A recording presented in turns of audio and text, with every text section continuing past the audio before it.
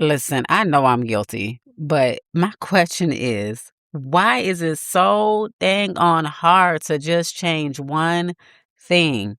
We're trying to improve insulin resistance, stabilize blood sugar, lose weight, eat better, exercise more, sleep better, drink more water, reduce stress, change our entire lifestyle all at once. It may not be the lack of discipline. It may be that we're simply overwhelmed. Today, I want to talk about the psychology behind focusing on one health habit at a time and why slowing down may help you understand your body, build consistency, and create a healthier lifestyle that we can actually sustain. We can do this, yeah. Stay tuned. If you're tired of sugar cravings, brain fog, fatigue, and all the conflicting health and diet advice, and you just want to know what's happening inside of your body, you're in the right place. I'm TaShawn Davis, holistic health coach, registered nurse, and metabolic health educator. I help you break sugar cravings through balanced blood sugar so you can take your health back naturally. So grab your favorite sugar-free drink, pop in those earbuds, and let's learn how to work with our body and not against it. All right, so welcome back. Listen, if this podcast has helped you in any way, I would so adore and love you so much. If you could please leave a review, share this episode with your friends so that more people can get healthy. Listen, I can't reverse 1 million type 2 diabetes in my lifetime alone. So thank you for coming on to this journey with me. And hopefully that you get value and we can help each other live healthier lifestyle, one habit at a time. Leave a review, share with a friend. And also, if you have any questions or need any assistance, you can find everything you need at www.healthbeyondweightloss.com. And you can email me, join the newsletter, whatever you need. All right. So why is it so hard to change one thing? Have you ever decided that this is the week you're going to change everything? You're going to completely change your diet. You're going to exercise every day. You're going to drink a certain amount of water. You're going to take supplements. You're going to fast. You're going to go to sleep earlier, reduce stress, track everything. And you may be genuinely motivated, but then life, y'all. Life, that thing called life, it happens. The plan becomes overwhelming. And eventually, you may begin to believe that you are the problem. You think that you're not disciplined and can't stick with anything. And then I always start something and then I stop it. But what if the problem is not that you don't want better health, but you're simply having too many instructions competing for your attention? When everything changes at once, it becomes difficult to know exactly what's happening. You may not know what change to improve your energy. You may not know what food increased your cravings. You may not know whether your sleep, stress, meals, or supplements are affecting how you feel. This is why focusing on one clear direction can be so valuable. Not because one habit solves every health problem, but because one focused step gives you the opportunity to learn. I want to share a memory from nursing school. I remember walking into my very first day of nursing class. I was excited, I was anxious, and I was ready to learn. But I was also nervous because I did not know everything. And I had to realize that I was not supposed to know everything yet. That's why I was there. I was there to learn. But my anxious thoughts wouldn't let me relax. I felt behind when I hadn't even learned anything yet. I was already worrying about whether I would understand everything, whether I would pass, or whether I would be able to make it through the program. Two things from that first semester stayed with me, though. The first was something one of my instructors would say. She would always say, C minus equals RN. Now, for the record, y'all, just so y'all know, I was an A minus B student throughout the whole nursing career. I think I came out with a 3.7 something. But that statement did ease my mind. It reminded me that I didn't have to be perfect every moment to keep moving forward. The second lesson came on the very first day of class. Many of us had questions about the second, third, fourth, fifth semester. We wanted to know what would happen later in the program.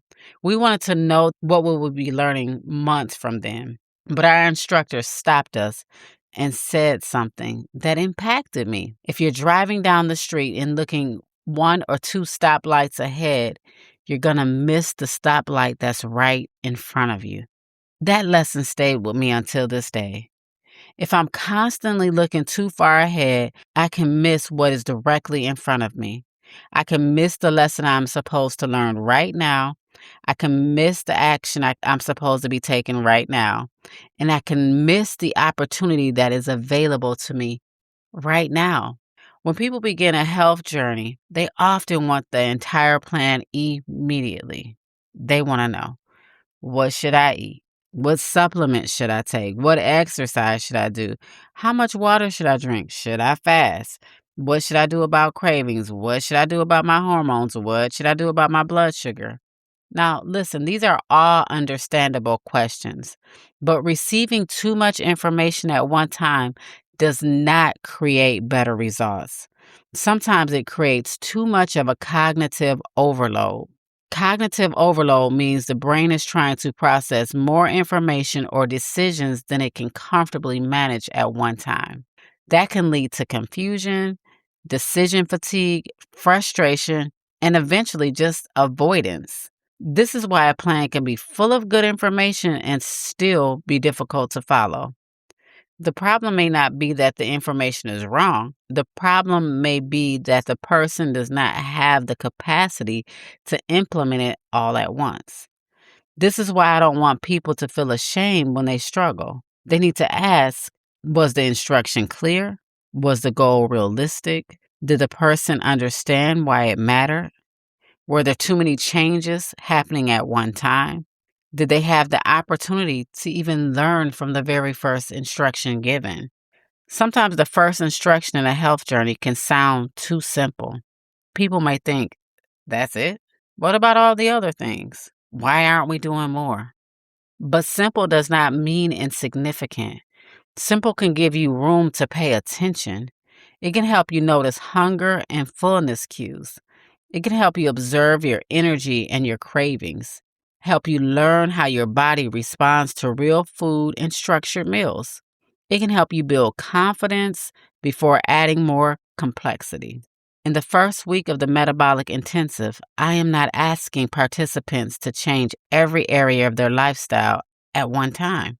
We begin with a focused nutrition instruction designed to help them learn. The purpose is not perfection.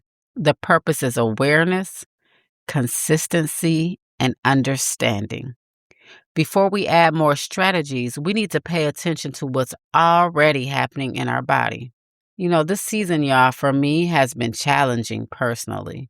I hired coaches to help me move forward in my business, and oftentimes the message was, do this one thing next. Now I have a personality that wants to move ahead. You heard about the nursing school. I want to see the entire plan. I want to know what's going on next and prepare for those next 3 steps before I have completed the first one, right? This is how many of us are.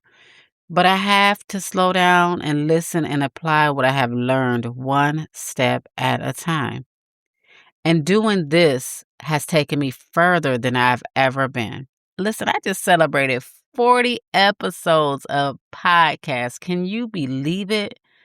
This is a major accomplishment for me because I could not even sit down and record one YouTube video, and I've been offered multiple TV shows if I could just do that. But podcasting became something I could do consistently. I don't have to get dressed up. I don't have to feel awkward sitting in front of a camera talking to myself. I can focus on the conversation, the education, and the value. For me, it was the one next step that I could finally do. And that brings me to this. The best thing that you can do is the thing that you will actually do. So let's think about this. This doesn't mean that you will only ever work on one behavior. It means you focus on one clear instruction at one time before adding more. One instruction gives you a clear target, less confusion, an opportunity to practice, a way to recognize patterns, a chance to build confidence, a stronger foundation for the next step. You don't have to reveal the entire staircase before you take the next step. You simply need to see where your foot needs to go next. And when it comes to insulin resistance, improving blood sugar, and metabolic health, small changes may help people create habits that are more realistic and sustainable. One meal doesn't reverse insulin resistance. 1 week doesn't fix every metabolic issue. But a consistent pattern of supportive choices may help you move in a healthier direction. Individual results and responses vary, especially for people taking glucose lowering medications or managing complex health conditions.